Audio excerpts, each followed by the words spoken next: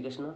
हिंदी ज्ञान सरोवर में आपका पुनः स्वागत है। प्रिय छात्रों, ये जो वीडियो आप देख रहे हैं, इस वीडियो में जो भी आपको बताया जा रहा है, चाहे वो रस हो, अलंकार हो अथवा छंद हो, आपको वही प्रश्न बताए जा रहे हैं इस वीडियो के अंदर जो आपके प्रश्न पत्र में 16 फरवरी को प्रश्न संख्या 12 के क ख ग के रूप में आपके सामने होंगे।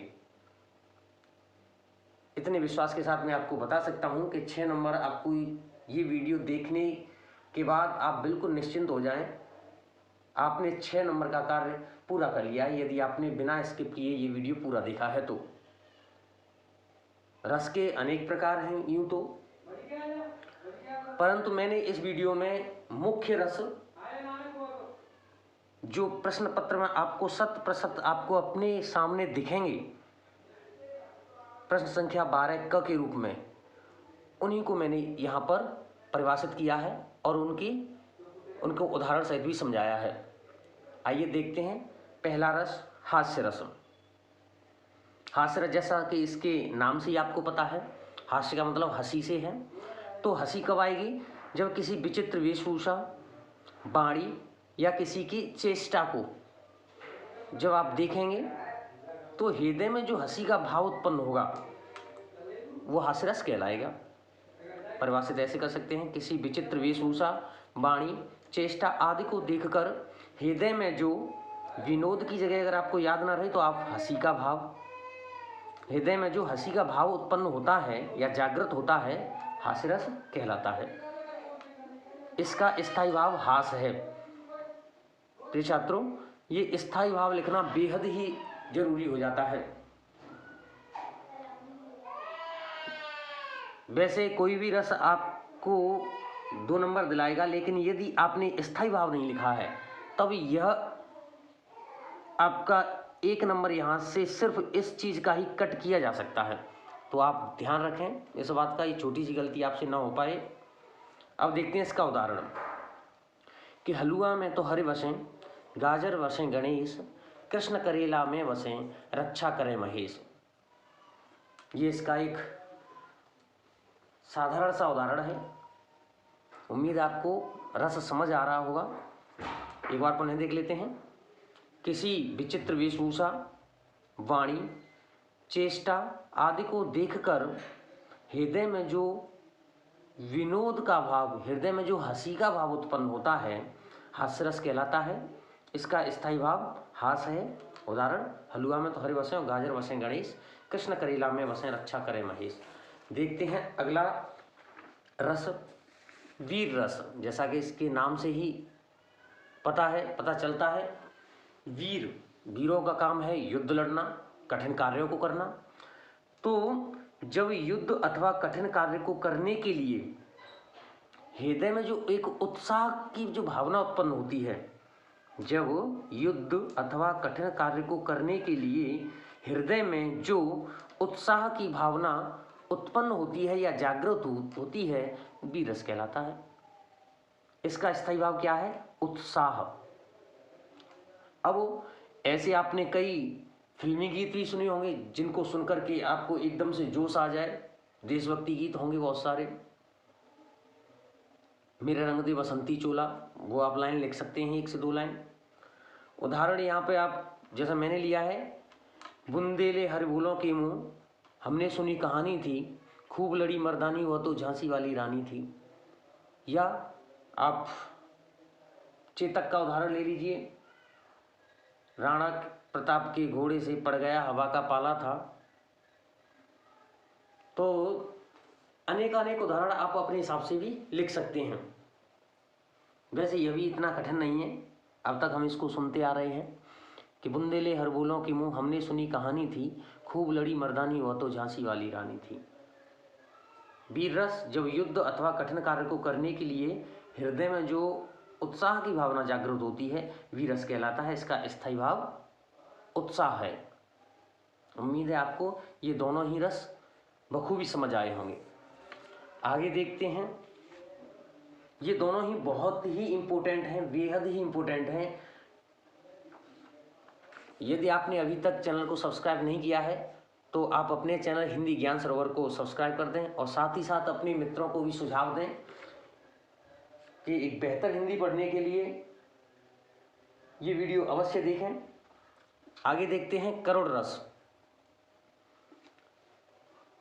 करोड़ रस जब अपने इष्ट बोलते हैं जो आपका बहुत ही प्रिय होता है, बहुत ही क्लोज, जब अपने इष्ट, जैसा मैंने ब्रैकेट में लिख भी रखा है, परम प्रिय कि अनिष्ट हो जाने पर, अनिष्ट मतलब उसके साथ कोई कुछ बुरा हो जाने पर, क्षति हो जाने पर हृदय में जो शोक का भाव उत्पन्न होता है, जब कोई अपना गहरा परम मित्र, परम प्रिय किसी भी रूप में हो, यदि उसके साथ कोई घटना, अनहोनी घटना घट जाती है, तो उस अवस्था में जो हृदय में शोक का भाव जो उत्पन्न होता है, करोड़ रस कहलाता है। इसका जो स्थायी भाव है वो शोक है। उदाहरण देख लेते हैं। ए मेरे वतन के लोगों, जरा आंख में भर लो पानी, जो शहीद हुए हैं उनकी जरा याद करो कुर्बानी। जब इस गीत को वास्तव में ही जब सुनाया जाता है, मन से जब सुना जाता है इस गीत को भाव विभोर होकर के और उन स्थितियों परिस्थितियों को ध्यान में रख करके, तो निश्चित तौर पर ही हृदय में एक करुणा, एक शोक की लहर अपने आप ही उत्पन्न हो जाती है और नेत्रों से आंसू निकलने लगते हैं। कुछ भी नहीं है, सिर्फ आपको समझना है करोड़ रस क्या है। जब अपने परम प्रिय के अनिष्ट हो जाने पर हृदय में जो शोक का भाव उत्पन्न होता है, करोड़ रस कहलाता है। इसका स्थायी भाव शोक है। आप यहाँ पर उदाहरण के तौर पर ये लिख सकते हैं। ये तो रहे आपके 2 नंबर पक्के करने वाले आपके रस।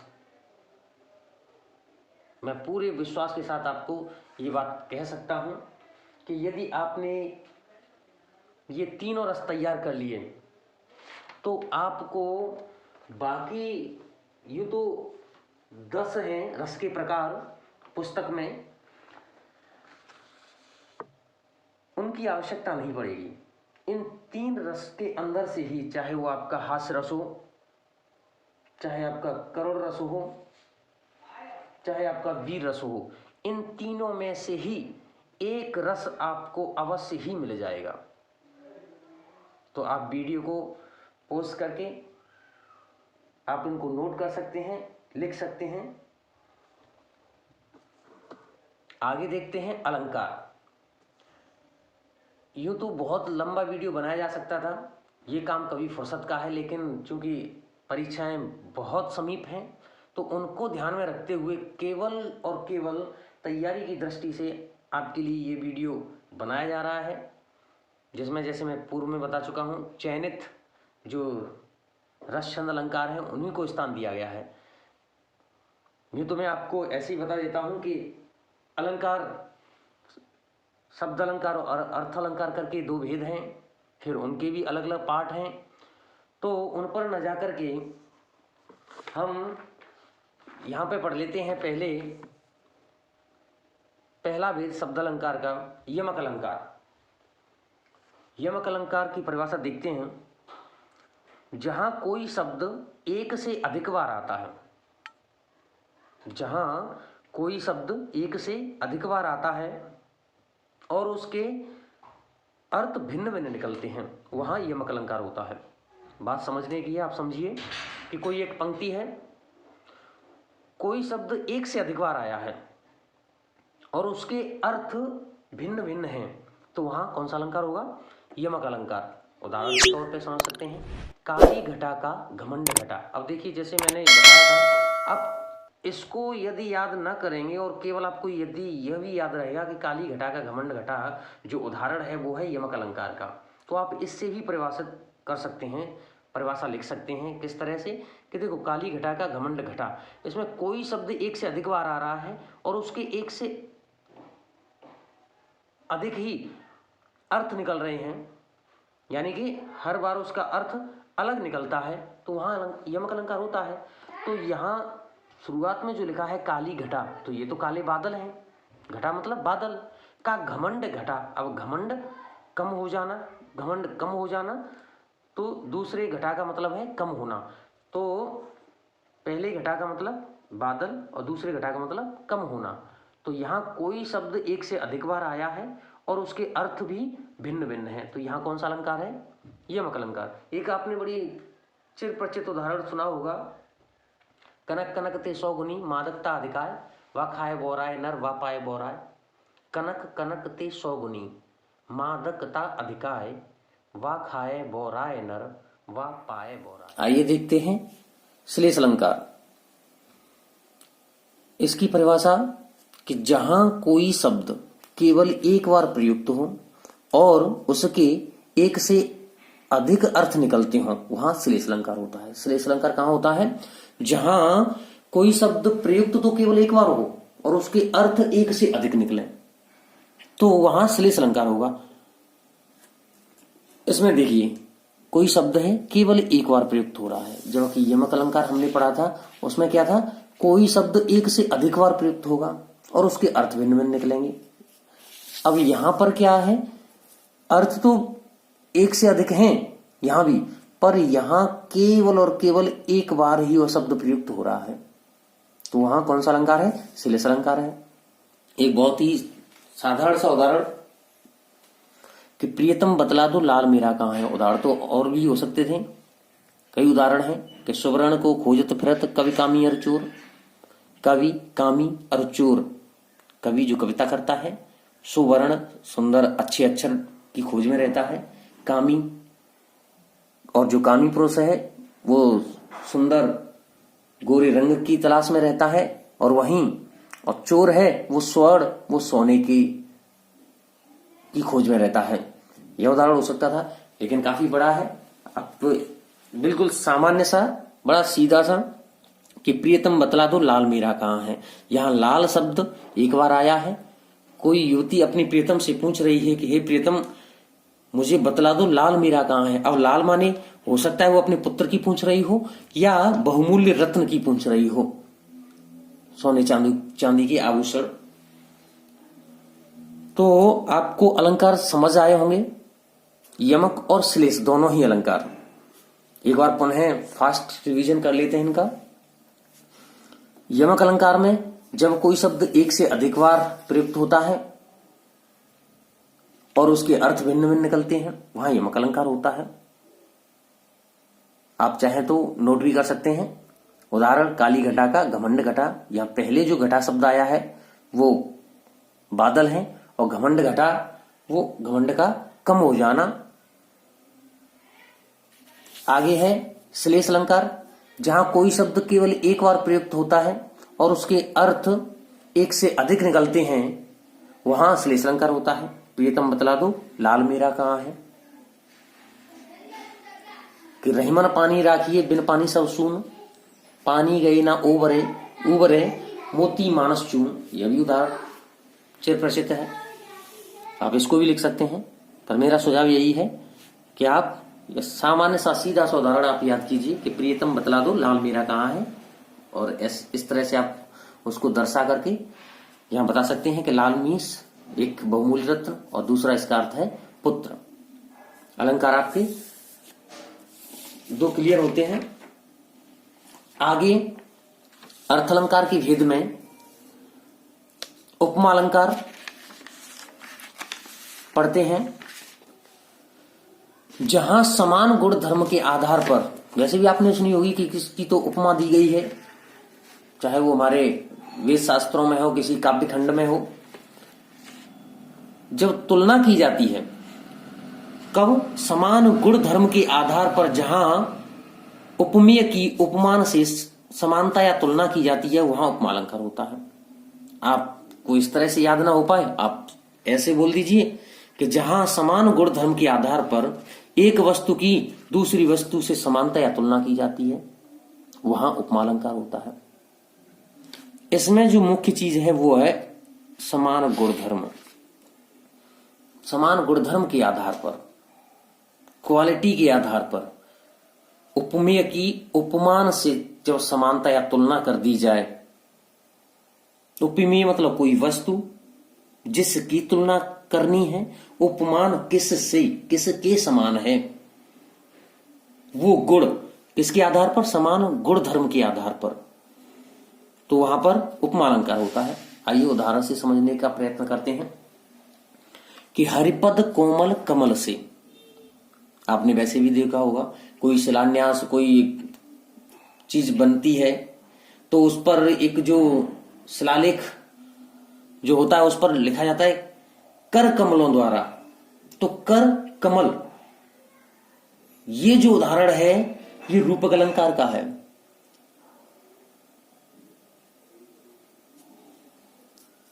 इसको आगे देखेंगे, यहां बात है हरिपद कोमल कमल से। यहां जो हरि के, श्री हरि के जो पद हैं, पैर हैं, वो केवल कमल से नहीं है अपितु कोमल है कमल से। ये जो शब्द है कोमल, वो क्या है? वो कमल का एक गुण है कि कमल बहुत कोमल होता है। तो समान गुण धर्म के आधार पर जब तुलना की कर दी जाए, अगर इसी को इस तरह से बोल दिया जाए जैसे मैंने अभी बोला था कर कमल या हरिपद कमल से, अगर ऐसे बोल दिया जाता हरिपद कमल से, तो हरि के पद, हरि के पैर, चरण कैसे हैं? कमल से हैं। तब ये उपमा का उदाहरण नहीं होता, तब ये रूपक अलंकार का उदाहरण हो जाता। यहां उपमा है तो इसका मतलब है कि समान गुण धर्म के आधार पर जहां एक वस्तु की दूसरी वस्तु से या उपमेय की उपमान से समानता या तुलना की जा रही है, तब यहां उपमा अलंकार है। तो आप ये बात विशेष ध्यान रखिए। एक और मुझे अभी याद आया कि मौसम की तरह तुम भी बदल तो न जाओगे, आप उदाहरण लिख सकते हैं।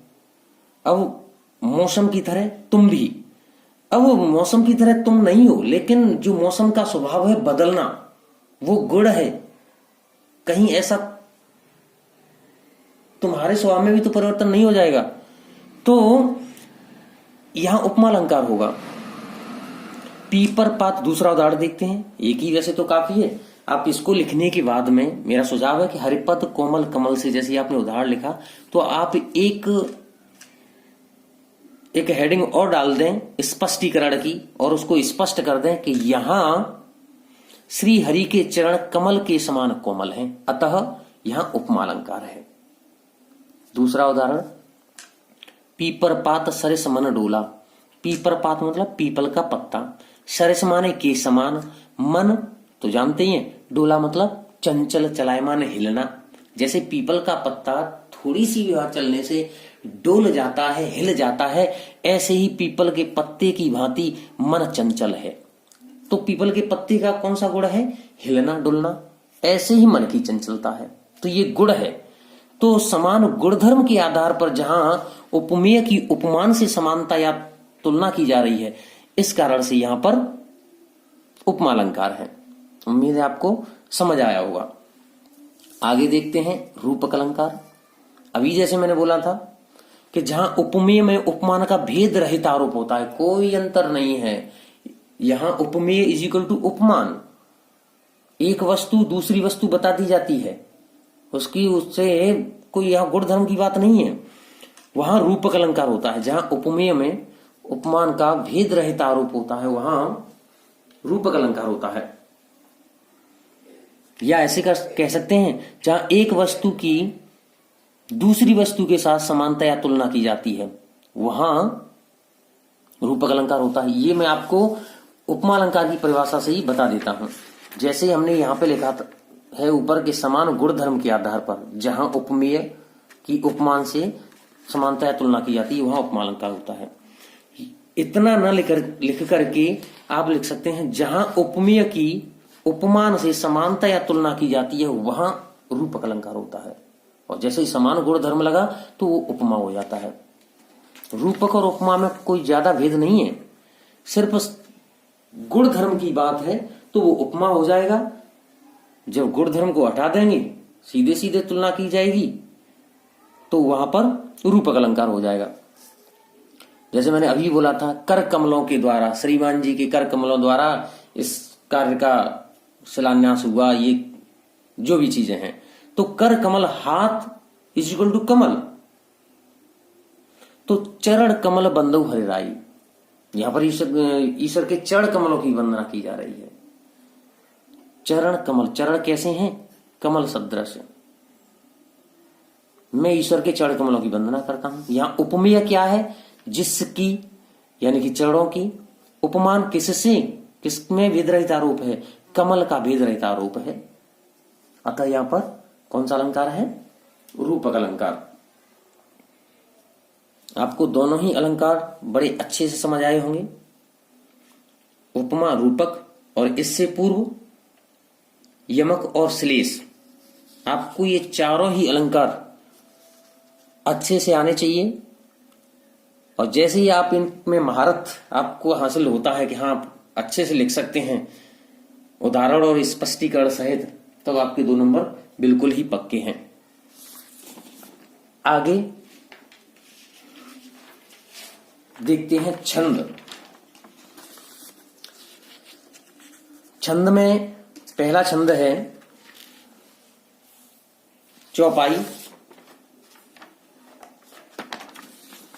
इसमें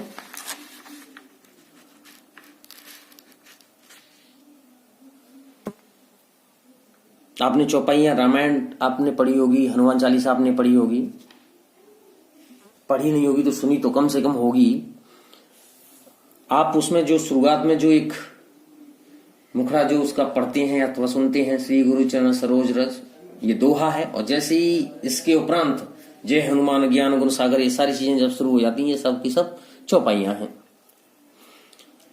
चौपाई की परिभाषा देखते हैं। यह 4 चरण का सममात्रिक छंद है। इसमें कितने चरण हैं? 4। यह 4 चरण का सममात्रिक छंद है और इसके प्रत्येक चरण में 16 मात्राएं होती हैं। जैसा कि इसमें बताया है 4 चरण का सममात्रिक छंद, तो आपको 4 चरण का मतलब 4 लाइन ही आपको बोर्ड में जो कॉपी में आप लिखोगे इसका आंसर और उदाहरण जब लिखोगे चौपाई का, तो आपको 4 लाइन ही प्रयुक्त करनी है, उन्हीं का प्रयोग करना है, 4 लाइन का ही। ऐसे नहीं है कि आपने यह जो उदाहरण है आपने 5 या 6 लाइन में कर दिया, अथवा आपने आप बड़े छोटे छोटे लिखने वाले हैं तो आपने 2 से 3 लाइन में ही कंप्लीट कर दिया। नहीं, आपने कॉपी के बीचों बीच में इस तरह से ही 2 शब्दों के मध्य एक निश्चित गैप करके आपको इस तरह से लिखना है। परिभाषा पुनः देखते हैं। चौपाई, चौपाई का मतलब यहां से समझ रहे हो आप? चौपाई का मतलब ही 4 से यहां पे निकल रहा है। तो यह 4 चरण का सममात्रिक छंद है। इसके प्रत्येक चरण में 16 मात्राएं होती हैं। उदाहरण देखते हैं। जय हनुमान ज्ञान गुण सागर, जय कपीसति हूँ लोक उजागर, राम दूत अतुलित बल धामा, अंजनी पुत्र पवन सुत नामा। अब इसमें मात्राओं की गिनती करते हैं। मात्रा गिनने से पूर्व मैं आपको कुछ मात्राओं के बारे में समझा देता हूं। यहां पर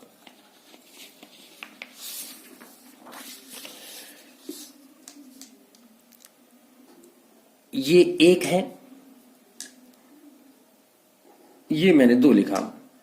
मात्राओं की गिनती के लिए इसको लघु, इसको गुरु, एक और अन्य नाम ह्रस्व, ह्रस्व या दीर्घ,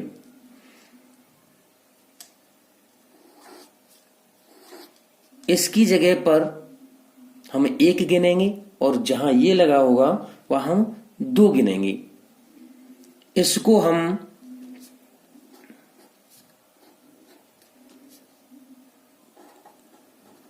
लघु या ह्रस्व भी बोलते हैं, इसको गुरु या दीर्घ भी बोलते हैं। इनकी जो मात्राएं हैं, ये जब होगा अ, ए और ओ के लिए ये प्रयुक्त होगा, और इसके अतिरिक्त आ, ई, उ, ए,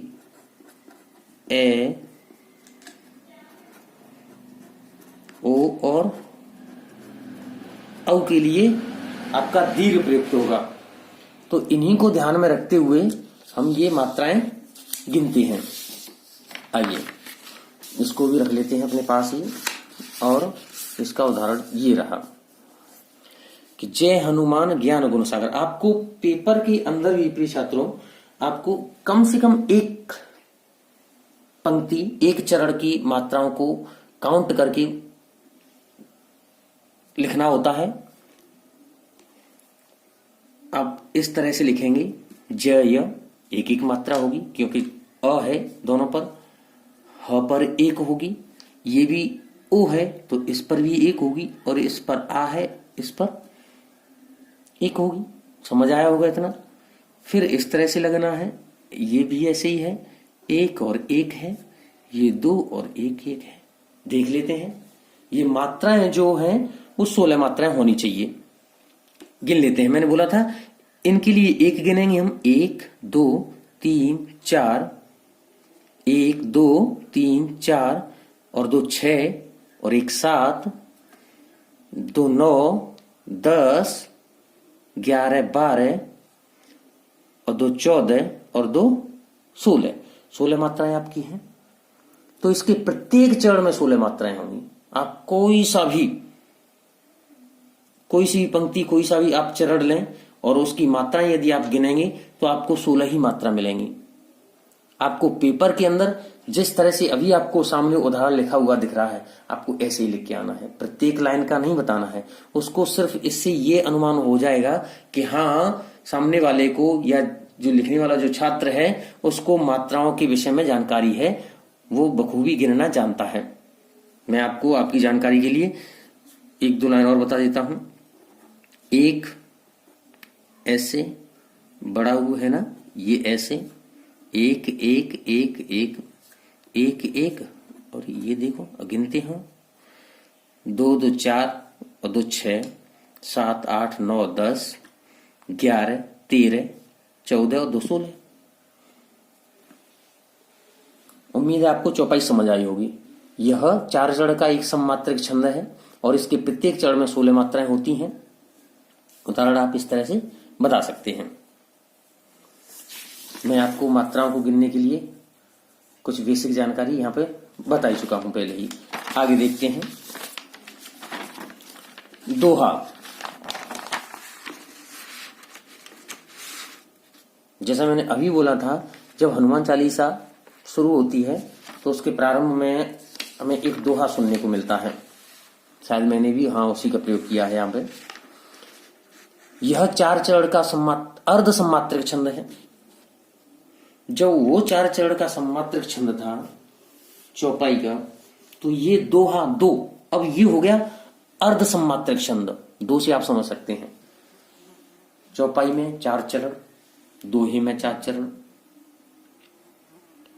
फिर ये कैसे याद रहे कि ये अर्ध सम्मात्रक है। वो चौपाई थी 4 चरण की, तो वो तो ठीक है, उसके प्रत्येक चरण में 16 मात्राएं। अब यहां दोहे की परिभाषा क्या कह रही है कि यह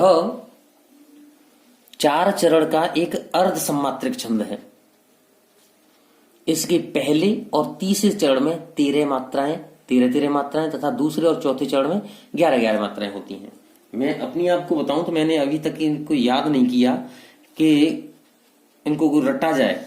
मुझे सिर्फ दोहा याद है और मैं दोहा आपको भी बताऊं कि मान लो आपने सिर्फ दोहा याद किया है, ठीक है। 4 चरण होते हैं, 1 2 3 4 करके, 1 2 3 4। अब मैंने क्या बोला कि पहले और तीसरे चरण में कितनी मात्राएं हो गई। पहले मैं क्या बोल रहा हूं कि पहले और तीसरे चरण में 13 मात्राएं हो गई कि नहीं। अब बची दूसरा और चौथा, तो यहां 11 क्योंकि इनका जो कॉम्बिनेशन है वो 24 होना चाहिए। 11 13 करके। पर मैंने याद कैसे किया मैं आपको वो बताऊं कि दोहा सिर्फ मैंने उसकी परिभाषा याद की कि यह 4 चरण का एक अर्ध सम्मात्रक छंद है। इसके पहले और तीसरे चरण में 13 मात्राएं होती हैं। ये मैं वही लिख रहा हूं, पहला और तीसरा चरण लिख रहा हूं मैं, पर मात्राएं हो गई 13। अब बचता है दूसरा और चौथा, तो उसमें 11 मात्राएं।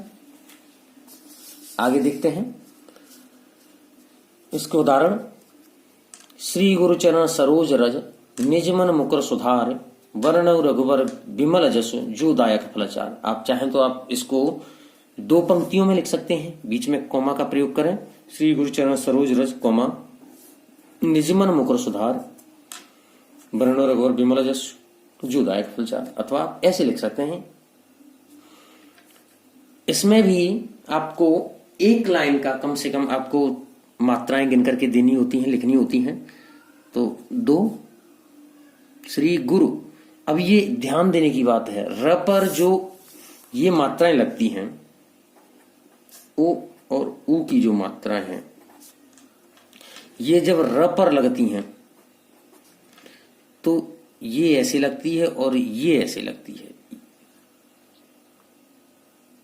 ये रूप, जब रूप लिखेंगे आप किसी का रूप रंग, तो आप ये वाला लगाएंगे, और आप रुपया लिखेंगे तो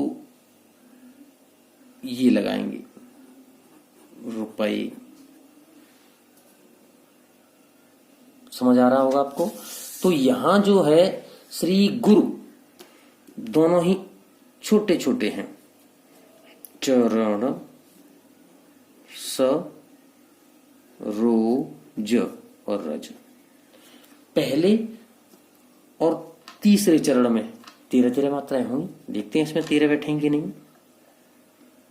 2 और 2 4 और 3 7 8 10 11 12 13 मात्राएं हैं। दूसरे में इसका मतलब दूसरे और चौथे में 11 होती हैं। तो देखते हैं इसमें 11 है कि नहीं है। 1 2, इन दोनों की भी 1 1 ही होगी। 1 1 इधर भी है। 1 2 1 2 और 2 4 और 3 7 8 2 10 और 1 11।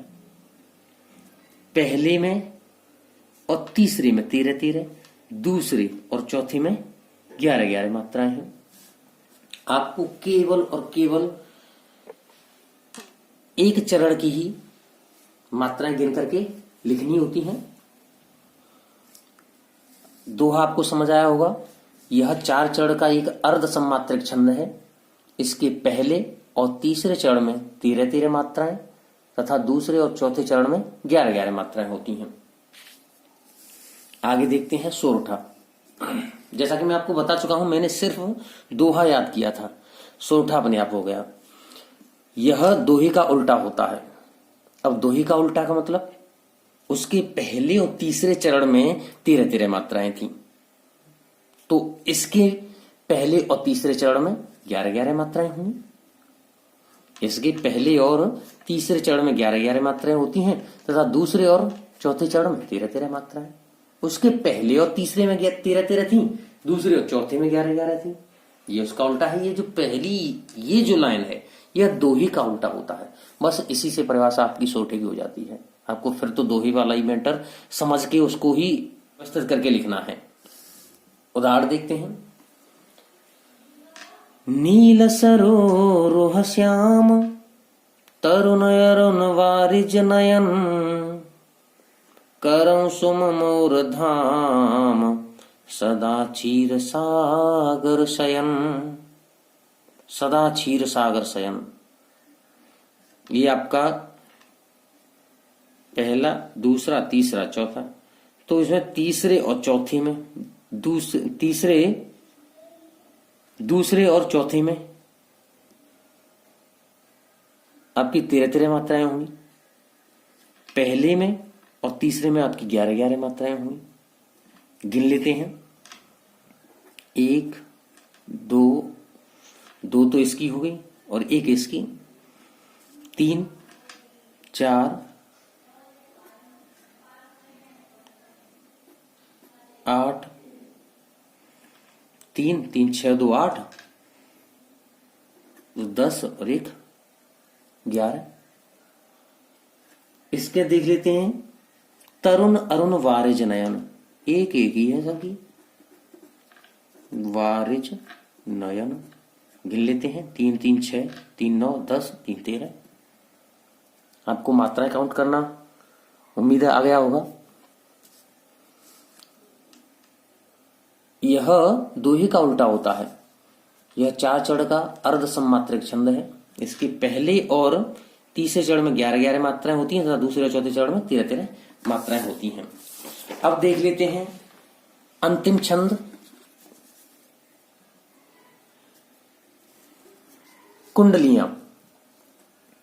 इसमें 6 चरण होते हैं और प्रत्येक चरण में 24 मात्राएं होती हैं। इसमें 6 चरण होते हैं और प्रत्येक चरण में 24 मात्राएं होती हैं। आदि में एक दोहा और बाद में एक रोला जोड़कर कुंडलियां छंद बनता है। आदि में मतलब प्रारंभ में एक दोहा जुड़ता है, 2 लाइनें दोहे की होती हैं और जो शेष जो 4 चरण हैं वो रोला का होता है। जब इन दोनों को जोड़ दिया जाता है तो कुंडली छंद बन जाता है। बड़ा सिंपल सा है। इसमें 6 चरण होते हैं, प्रत्येक चरण में 24 मात्राएं होती हैं। आदि में एक दोहा होता है और बाद में एक रोला। एक और इसकी विशेषता है कि जिस शब्द से इस छंद का प्रारंभ होता है उसी से इसका अंत भी होता है। जैसे उदाहरण देते हैं कि लाठी ले लेकर भिड़ी सुई और तलवार, दोनों में आवेश था दोनों फरती धार। तो लाठी ले लेकर भिड़ी सुई और तलवार, ये एक दोहा है। दोनों में आवेश था दोनों पर थी धार। हो लाठी ले लेकर भिड़ी सुई और तलवार, दोनों में आवेश था दोनों पर थी धार। दोनों पर थी धार किसी ने हार न मानी, हुई तेज तकरार रही करती मनमानी। तेज आग में तपी बुझी थी उनकी काठी, लड़ी भिड़ी गिर पड़ी लिए लोहे की लाठी। तो जिस शब्द से इसका प्रारंभ हुआ था लाठी और उसी से इसका अंत भी हुआ है लाठी से ही। एक और चीज इसमें बताइए, 6 चरण हैं तो 1 2 3 4 5 6 चरण हो गए। प्रत्येक चरण में 24 मात्राएं, ये तो हमें दोहे से ही पता था। पहला चरण, दूसरा चरण, तीसरा, चौथा करके गिनती देख लेते हैं मात्राओं की कि लाठी ले लेकर भिड़ी सुई और तलवार, इनकी मात्राएं दीर्घ, यहां भी दीर्घ, यहां ह्रस्व, एक ह्रस्व दीर्घ, ये एक एक गिन लेते हैं एक बार। 4 6 8 9 10 11 2 13 14 2 16 18 19 20 21 23 और 24। प्रत्येक चरण में इसके में 24 मात्राएं हैं। उम्मीद है आपको वीडियो पसंद आया होगा। प्रिय छात्रों, यदि आपको वीडियो पसंद आया हो तो मैं अब इस समय केवल इस उद्देश्य से वीडियो अपलोड किए जा रहे हैं कि आपकी जो परीक्षा है वो बहुत नजदीक है और जो परीक्षा में जो प्रश्न आएंगे ही आएंगे, जितना भी अपना अनुभव है इस क्षेत्र का, अध्यापन क्षेत्र का, उस सब का निचोड़ आपको इन वीडियो के द्वारा आप तक पहुंचाया जा रहा है। यदि आपने वर्ष भर भी कुछ तैयारी नहीं की है संबंधित विषय में तो आप केवल और केवल ये वीडियो देख करके ही बहुत अच्छा पेपर कर सकते हैं। बाकी बेस्ट ऑफ लक, आपका पेपर अच्छा हो। जय श्री श्याम।